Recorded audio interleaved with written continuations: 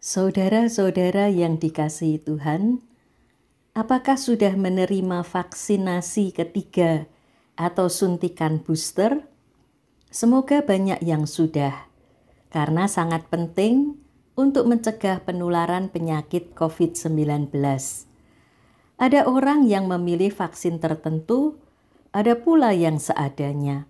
Bukankah vaksin yang terbaik adalah yang tersedia? Kita bersyukur pemerintah menggratiskan vaksin ketiga untuk seluruh rakyat Indonesia. Maka marilah kita dukung proses vaksinasi ini. Mengapa vaksinasi ketiga ini disebut booster? Apa arti kata booster? Kata booster dalam bahasa Inggris dapat diterjemahkan sebagai penggerak, penyokong, pendorong. Vaksinasi booster adalah vaksinasi setelah seseorang mendapat vaksinasi primer dosis lengkap yang ditujukan untuk mempertahankan tingkat kekebalan serta memperpanjang masa perlindungan. Yang disebut vaksinasi primer dosis lengkap, ya vaksinasi 1 dan 2, maka vaksinasi 3 disebut suntikan booster yang menyokong vaksinasi primer agar lebih kuat dan lama masa perlindungannya. Saudara-saudara yang dikasihi Tuhan, kata penyokong atau penopang mengingatkan kita pada tugas gereja dalam dunia, yaitu sebagai penopang kebenaran. Mari kita baca 1 Timotius 3 ayat 15. Jadi jika aku terlambat, sudahlah engkau tahu bagaimana orang harus hidup sebagai keluarga Allah, yakni jemaat dari Allah yang hidup, tiang penopang dan dasar kebenaran. Saat menulis surat 1 Timotius, Rasul Paulus berada di wilayah Makedonia. Ia berharap segera dapat mengunjungi Timotius yang saat itu sudah menjadi pemimpin jemaat di kota Efesus. Namun Paulus mengantisipasi jika ternyata ia tidak dapat segera bertemu Timotius. Jika ia datang terlambat, kiranya hal itu tidak menjadi kendala bagi Timotius dan jemaat yang dipimpinnya untuk menjadi jemaat dari Allah yang hidup, tiang penopang dan dasar kebenaran. Sungguh sangat penting apa yang dituliskan Paulus di sini. Jemaat itu bukan jemaat Timotius, melainkan jemaat dari Allah yang hidup. Jemaat tidak bergantung pada sang pemimpin yang adalah manusia, melainkan hakikat yang benar adalah jemaat itu milik Allah yang hidup.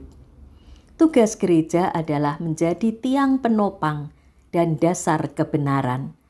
Kata tiang penopang atau stulos mengingatkan pada kuil Dewi Diana atau Dewi Artemis di kota Efesus yang memiliki 127 tiang penopang, masing-masing merupakan hadiah dari seorang raja. Semua tiang penopang terbuat dari marmer dan beberapa bertahtakan berlian dan dilapisi emas. Sebenarnya di kuil ini tiang penopang berfungsi untuk keindahan, tempat orang meletakkan patung yang kelihatan dari jauh. Sedangkan dasar merupakan alas tempat bangunan dan tiang itu berada. Dasar harus kokoh agar bangunan tetap berdiri utuh.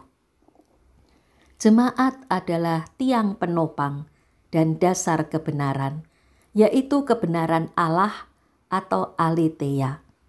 Jemaat diberi tugas untuk menyuarakan kebenaran Allah yang indah, yang tampak dari jauh, yang menarik orang banyak untuk mendatanginya dan melakukannya. Dalam dunia yang seringkali tidak menyukai kebenaran dan ingin membungkam kebenaran, jemaat dipanggil untuk berani menyuarakan kebenaran.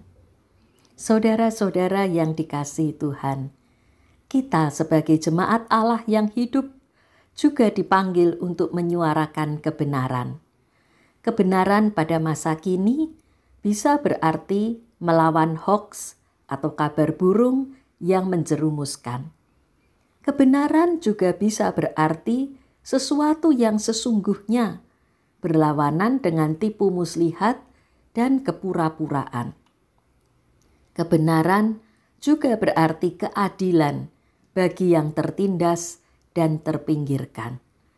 Kebenaran mewujudkan keinginan dan tujuan Allah saat menciptakan manusia dan alam semesta ini. Mari kita menjadi tiang penopang dan dasar kebenaran. Amin.